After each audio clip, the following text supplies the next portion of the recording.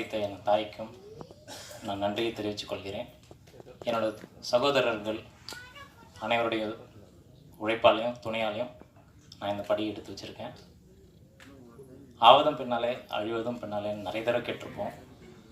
என் வாழ்க்கையில் என் சரிபாதியான என் மனைவி என்னை சரியாக புரிஞ்சு நல்லபடி எல்லா நேரங்களையும் எனக்கு உறுதுணையாக இருந்திருக்காங்க.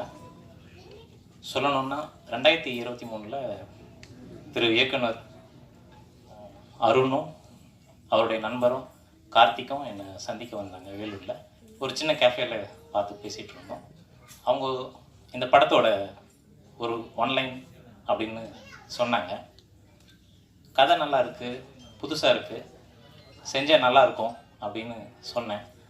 அதுக்கு அவங்க வந்துட்டு இது நீங்கள் தான் தயாரிக்கணும்னு நாங்கள் எதிர்பார்க்குறோம், அதுக்கு தான் வந்து இங்கே உங்கள்கிட்ட பேச வந்தோம் அப்படின்னு சொன்னாங்க. எனக்கு இது படம்னு யோசிக்கிற மாதிரி விஷயன்றதுனால நான் வந்து துணிச்சலாக உடனேன்னு சொல்லிடல. சரிங்க நான் யோசிச்சு சொல்கிறேன் அப்படின்னு சொல்லிவிட்டு ஒரு 6 மாதங்கள் கடந்திருக்கும். அதுக்குள்ளே வந்து சரி என்னோடய மனைவியோட நான் பேசினேன். இது மாதிரி வந்து அணுகியிருக்காங்க, எப்படி செய்யலாம் அப்படின்னு சொல்லிட்டு அவங்க வந்து இல்லைங்க நீங்கள் செய்யுங்க அப்படின்னு ரொம்பவே சப்போர்ட்டாக உடனே வந்துட்டு நீங்கள் செய்யலாம்னு சொல்லிட்டு சொன்னாங்க. அந்தளவுக்கு மனைவின்றது ரொம்பவே முக்கியமான பாத்திரம் வாழ்க்கையில். இந்த படமும் அந்த விஷயத்தை நிறைய தெரிவிக்கும். என் பெண் என்னோட குழந்தை பெண்ணு, அவள் என்னோட அம்மாவோட இன்னொரு பங்காக தான் நான் பார்க்குறேன். நம்ம எது பேசினாலும் எது செஞ்சாலும் அது சரியாக தவறான்னு ரொம்பவே கணிச்சிட்டு அவங்க வந்து எல்லாத்தையும் சொல்லி கொடுப்பாங்கன்ற மாதிரி எல்லாத்தையும் தட்டி கேட்டுருவாங்க. ஒரு தைரியமான துணிச்சலானவங்க அவங்க. அவங்களுக்கும் நான் நன்றியை தெரிவித்துக் கொள்கிறேன்.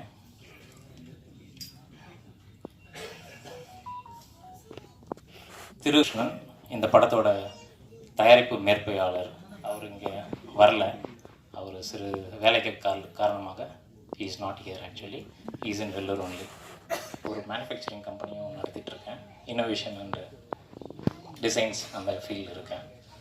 இப்போது இது மாதிரி இருந்துட்டு எப்படி ப்ரொடக்ஷன் அப்படின்னு நீங்கள் கேட்கலாம், அது கேள்வியாகவும் இருக்கலாம்.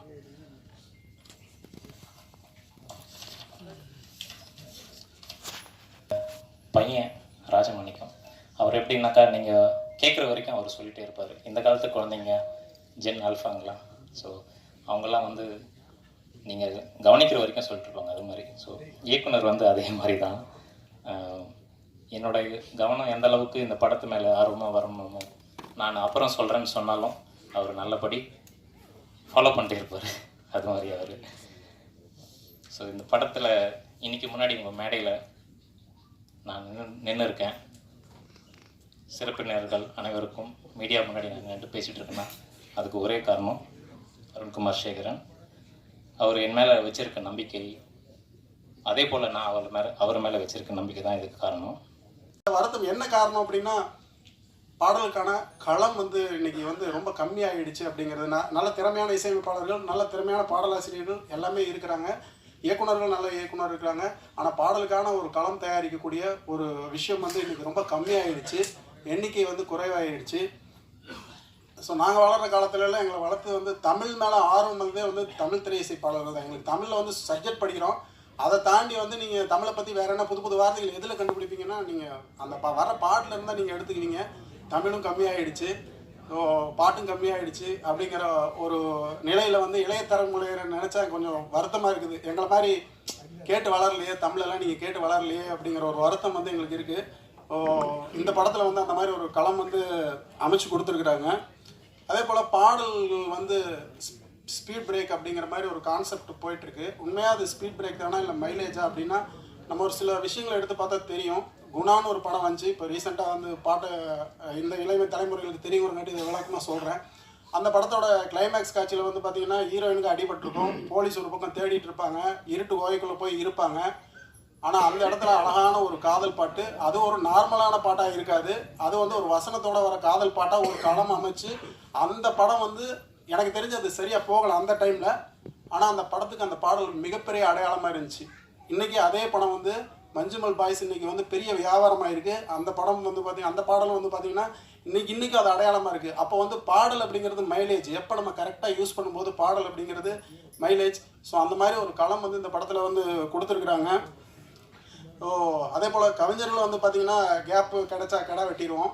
அந்த மாதிரி வந்து கிடா வெட்டுறதை பற்றி நம்ம திருப்பாச்சி சேரை வச்சுட்டு நம்ம கிடா வெட்டுறதெல்லாம் பேச முடியாது. விஜய் சேரை வச்சு கிடா வெட்டுற சீனெல்லாம் வச்சவர் அவர்.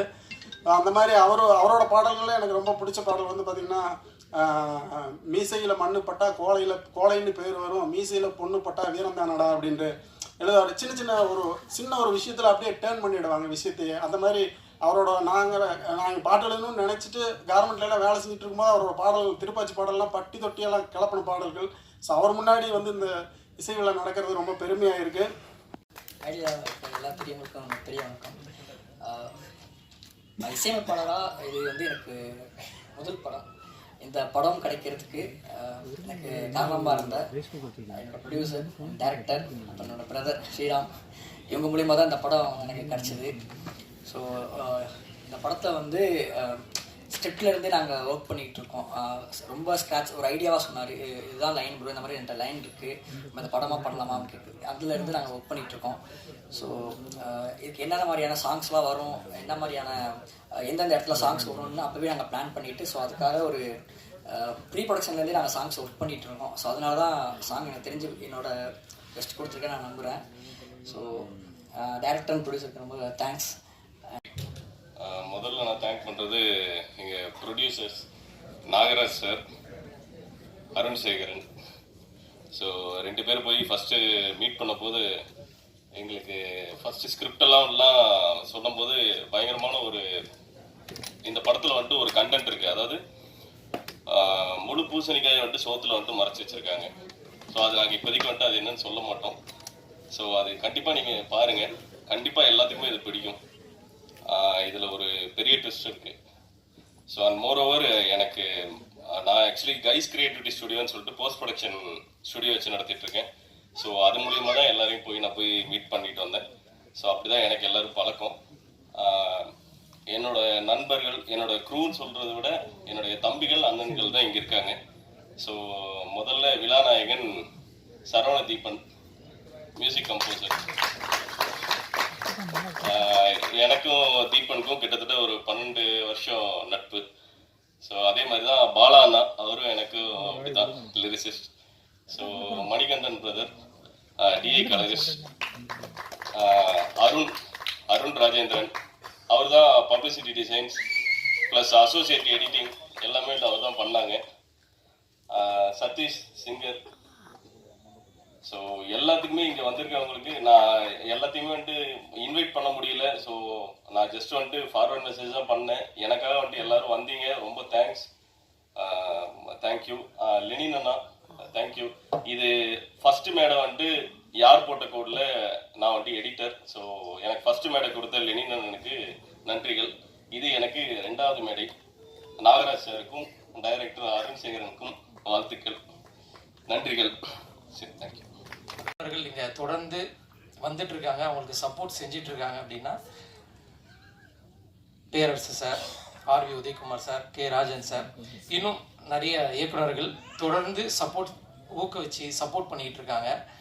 ஏன்னா இப்போ வந்து பேரரசு சார் நிறைய சொன்னார், அந்த மாதிரி அவங்களுக்கான பெரிய ப்ரொமோஷன்ஸ் இருக்குது, எல்லாமே இருக்குது. எங்களை மாதிரி புதுமுக இயக்குநர்கள், புது ப்ரொடியூசருக்கெல்லாம் வந்து எங்களுக்கு தூக்கி விட ஒரு பர்சன்ஸோ இல்லை ப்ரொமோஷன்ஸோ, நாங்கள் யாராவது ஒரு சின்ன யூடியூப் சேனல் போனால் கூட ஆர்டிஸ்ட் கேட்குறாங்க, இதுக்கு முன்னாடி அப்படின்ற ஒரு அனுபவம் அதெல்லாம் எல்லாமே கேட்குறாங்க. ஸோ அப்படி எங்களுக்கு ஒரு அடையாளத்தை தொடர்ந்து எங்களை மாதிரி வரக்கூடிய எல்லாருக்குமே ஒரு அறிமுகம் கொடுத்துட்ருக்கு. அவங்களுக்கு என்னோட மனமார்ந்த நன்றி சார். தொடர்ந்து நீங்கள் இதை செய்யணும்.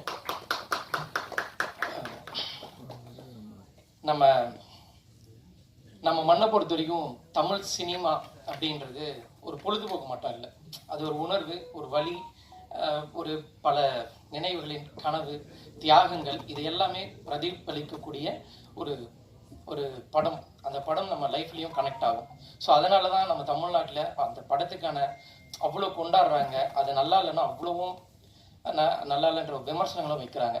ஸோ அந்த படம் வந்து எல்லாருக்குள்ளேயும் ஒரு கலந்த ஒரு விஷயமாவே நம்ம பார்த்துட்ருக்கோம். அதுதான் என்னை ஈர்த்தது. அதாவது சினிமாவில் நான் இப்படி பண்ணணும் அப்படின்றதெல்லாம் இல்லை. நான் மீடியாவில் தான் வேலை பார்த்துட்டு இருந்தேன். ஒரு 2015 வேலை பார்த்துட்ருக்கேன். 2021 ரிசைன் பண்ணிவிட்டு இந்த கொரோனா டைமில் கிளம்பிட்டேன். ஸோ அங்கேருந்து ஒரு சின்ன ஷார்ட் ஃபிலிம் பண்ணி ஒரு ஃபைலர் ஃபிலிம் பண்ணி இந்த இடத்துக்கு வந்து நிற்கிறேன். இந்த படத்தோட ஆரம்பிக்கிறதுக்கான முக்கியமான காரணம் எனது நண்பன் கோகுல். ஏன்னா நான் பைலட் ஃபிலிம் அவன் தான் ஃபுல்லாக ப்ரொடியூஸ் பண்ணான். ஸோ அந்த படத்தை நடந்த தாக்கத்தினால என் ஊரில் நான் பெரிய எல்இடி போட்டு ஒரு 1 hour ஸ்டோரி, அது வாட்ஸ்அப் ஸ்டேட்டஸ்ன்னு சொல்லிட்டு அதை நான் ப்ளே பண்ணேன். ஸோ அவங்க அந்த ஊர் மக்கள் கொடுத்த நம்பிக்கையில் அடுத்த படத்தை சார்கிட்ட அப்ரோச் பண்ணி இந்த ப்ராமிஸ் படம் இங்கே வந்து நிற்குது. அடுத்த கட்டத்துக்கு என்னை மூவ் பண்ணுது ஸ்ரீராம், எடிட்டர் தீபன். இவங்க ரெண்டு பேரும் எனக்கு ஒரு 2 வருஷம் பழக்கம், இந்த கதையிலேருந்து இருக்காங்க. ஸோ இந்த படத்துக்கு ஆரம்பிக்கிறதுக்கான முக்கியமான காரணம் இவங்க 2 பேரும் கூட. இந்த படத்தை இப்போ வரைக்கும் என்னை கைவிடாமல் இப்போ வரைக்கும் என் கூடவே இருக்கிற நாகராஜருக்கு நான் வாழ்நாள் ஃபுல்லாக நன்றி தெரிவிச்சுப்பேன் சார். ஏன்னா அவர் இல்லைன்னா இந்த படம் எனக்கு வந்திருக்காது. இப்போ வரைக்கும் என்னை கையை பிடிச்சி கூடவே இருக்காரு. எங்கள் டீமுக்கும் அப்படி தான் இருக்காரு. ஸோ எங்கள் டீம் சார்பாக ரொம்ப நன்றி சார். தெரியல. மியூசிக் தீபன். அதாவது பார்த்தீங்கன்னா ஃபஸ்ட்டு இந்த கதையிலேருந்து தீபன் கூட இருக்காரு. நான் ஸ்க்ரீன் பிளே ஃபஸ்ட்டு பண்ணிட்டோம். ஸ்க்ரீன் பிளேல இப்படி தான் போகுது. நீங்கள் பார்த்த ட்ரெய்லரில் பார்த்தீங்கன்னா ஃபஸ்ட் ஹாஃபுக்கு தான் நாங்கள் ட்ரெய்லர் வச்சுருக்கோம். செகண்ட் ஹாஃபில் ஒரு அவர் சொன்ன மாதிரி தான், எடிட்டர் சொன்ன மாதிரி தான், ஒரு பெரிய பூசணிக்காவை நாங்கள் மறைச்சிருவோம். அது சொன்னால் அது ரொம்ப வேறு மாதிரி டாக் போயிடுன்றதுக்காக நாங்கள் அதை மறைச்சி வச்சுருக்கோம். ஆனால் பட் ஃபஸ்ட் ஹாஃபுக்கான ட்ரெய்லர் தான் இது வச்சுருக்கோம். நான் ரொம்ப அழுத்தமான ரொம்ப ஆழமான ஒரு வழியை செகண்ட் ஹாஃபில் இருக்குது. அதை நாங்கள் ட்ரெய்லரில் வைக்கலை. அதில் லாஸ்ட்டில் வர சாங்கில் ஒரு சின்னதாக கிளிப் வச்சிட்டோம். அதே நாங்கள் வீடியோ சாங்கை போடக்கூடாதுன்னு பிளான் பண்ணோம். பட்டு அது கால் வந்து நம்ம டீம் கால்ஸ் இதில் போடுங்க விஷுவலாக அப்படின்ட்டாங்க. நீங்கள் இந்த படத்தை நாங்கள் தேட்டருக்கு கொண்டு வர முயற்சி பண்ணிகிட்ருக்கோம். அதாவது எங்களால் இருந்த மொத்த அமௌண்ட்டு போட்டு எடுத்துட்டோம். ஸோ இப்போ என்னென்னா சேலுக்கு வந்து நிற்கிறோம். ஸோ ஃபஸ்ட் காப்பி எடுத்துகிட்டு ஏதாவது கொடுத்து இப்போ தேட்டருக்கு கொண்டு வரலாம் அப்படின்ட்டு. ஏன்னா ஓன் ரிலீஸ் பண்ணுற அளவுக்கு அதான் எங்கே போனாலும் அனுபவம் கேட்குறாங்க. நிறைய பிரச்சனைகள் இருக்குது. ஏன்னா ஜனநாயகன் படத்துக்கே அவ்வளோ பிரச்சனை இருக்கும்போது ஆக்சுவலி ட்ரைலர் வந்து ஜனநாயகம் இந்த ட்ரைலர் ஒரு சம்மந்தம் இருக்குது. என்னன்னா நாங்கள் ட்ரைலர் வினோத் சார்கிட்ட தான் பேசி வச்சுருக்கோம். ஜனநாயகம் ரிலீஸ் ஆனதுக்கப்புறம் ஒரு மீட் பண்ணி பண்ணுற மாதிரி. அது போனதுனால ட்ரைலரும் எங்களுதும் காணாமல் போயிடுச்சு. ஸோ பெரிய ப்ரொமோஷன் மிஸ் பண்ணிட்டோம். ஸோ தேங்க்யூ வினோத் சார், நீங்கள் அக்செப்ட் பண்ணிக்கிட்டு பண்ணுறேன்னு சொன்னதுக்கு. அதுக்கப்புறம் ஃபஸ்ட் லுக், இந்த படத்தோட ஃபஸ்ட் லுக் ரிலீஸ் பண்ண சேரன் சார், இயக்குனர் சேரன் சார் மற்றும் நட்டி சார், அவங்களுக்கு என்னோட மனமார்ந்த நன்றியை தெரிவிச்சுக்கிறேன். அதுக்கு அவங்கள இன்ட்ரோ பண்ணி எங்களை கூட்டு போனது சம்பவம் படம் டைரக்டர் ரஞ்சித் அண்ணனுக்கு ரொம்ப நன்றி, ஸ்ரீராமுக்கு ரொம்ப நன்றி. ஏன்னா எங்களுக்கான அடையாளத்தை முதல்ல அவங்க தான் ஆரம்பித்தாங்க. ஸோ ரொம்ப நன்றி. அப்புறம் எடிட்டர், இந்த படத்தை எடிட் பார்த்துருப்பீங்க. ஸோ இந்த எடிட் வந்து என்ன இல்லை சொல்ல மாட்டேன். ஆக்சுவலி பார்த்தீங்கன்னா வேலூர், நம்மளுது வேலூர்லேருந்து ஒரு 1.5 hour வந்து கிராமத்துக்குள்ளே ட்ராவலு. நான் வேலூர்லேருந்து கிளம்பிட்டேங்க. இன்னைக்கு வந்து முடிச்சிடலாம், இந்த ஷார்ட்டு சீன்ஸ் முடிச்சிடலாம் அப்படின்னா, வாங்க ப்ரோ பயங்கர ஃபயராக இருக்குன்னு சொல்லுவாங்க. பட்டு நான் எங்கே விட்டுட்டு போனோம் அங்கேயே இருப்பாங்க. பட்டு நான் ஒரு வாரத்துக்கு முன்னாடி போயிருப்பேன். எங்கே அந்த கை வச்சுருவாங்களோ அங்கேயே விட்டுருவாங்க. நான் கிளம்புறேன்னு சொன்னால் சாம்பிராணி பவுட்ரு இந்த பட்டை கட்டி எல்லாம் போட்டு புகையாக இருக்கும் ஸ்டுடியோக்குள்ளே போனாங்க. என்ன இவர் டிஐ ஒரு பக்கம் ஓப்பன் பண்ணி வச்சுட்டு என்னோட ஃபேஸ் வச்சுருப்பாரு. மியூசிக்கில் தீபன் உட்காந்து அந்த பக்கம் ஒரு இதில் ஒர்க் பண்ணிருப்பாரு. எடிட்டர் என் ஃபோட்டோ வச்சு இது பாருங்கள் நம்மளது தாங்க போயிட்டுருக்கு படம் அப்படின்ட்டுருப்பாரு. நம்மளது தாங்க போயிட்டுருக்கு பாருங்க, இன்டர்வல் வந்துட்டோம் அப்படின்னு. அதாவது என்னன்னா ஒவ்வொரு இடத்துக்கும் இப்படி தான் நடக்கும். நான் கிளம்புறேன்னு சொன்னாவே அவங்க ரெடி ஆகிடுவாங்க. ப்ரோ அந்த ஆள் கிளம்பிட்டேன்னா நீங்கள் சீக்கிரம் வந்துடுங்க ஸ்டுடியோக்கு, நம்ம ஆரம்பிச்சிருவோம் நம்ம வேலையை அப்படின்னு. ஸோ ஆனால் இந்த அளவுக்கு என்னை இது பண்ணாலும் ரொம்ப நல்லா எனக்கு சப்போர்ட் பண்ணி நல்லா அவுட்டு கொடுத்துருக்காங்க. அப்புறம் தமிழ் வார்த்தைகள், ஆக்சுவலி பார்த்தீங்கன்னா எனக்கு கொஞ்சம் இங்கிலீஷ் தகராறு, அதனால தான் பாட்டில் ரொம்ப தமிழாகவே கேட்டேன் நான். அவர் ஏதாவது இங்கிலீஷ் எழுதி அனுப்புவார். நான் சொல்ல ஆனால் எனக்கு புரியணும்னா முதல்ல, ஏன்னா எனக்கு புரியலண்ணா அப்படின்னேன். அதுக்கப்புறம் தமிழ் வார்த்தைகளில் அப்படி தான் பிடிச்சோம் நாங்கள். ஸோ ஒரே ஒரு சாங் மட்டும் கொஞ்சம் இங்கிலீஷ் கலந்த வார்த்தையாக இருக்குது. இப்போ ஓப்பனிங் சாங் அது வந்து ஸ்கூல் ஸ்டூடெண்ட்டுக்கு கனெக்ட் ஆகுன்ற மாதிரி அதை வச்சுருக்கோம். இது எல்லாமே தமிழ் சாங் தான் பிளான் பண்ணியிருக்கோம். So thank you. இதில் ஒர்க் பண்ண என் டீம் மெம்பர்ஸ் கொஞ்சம் சீக்கிரம் வந்துடுங்க. Assistant directors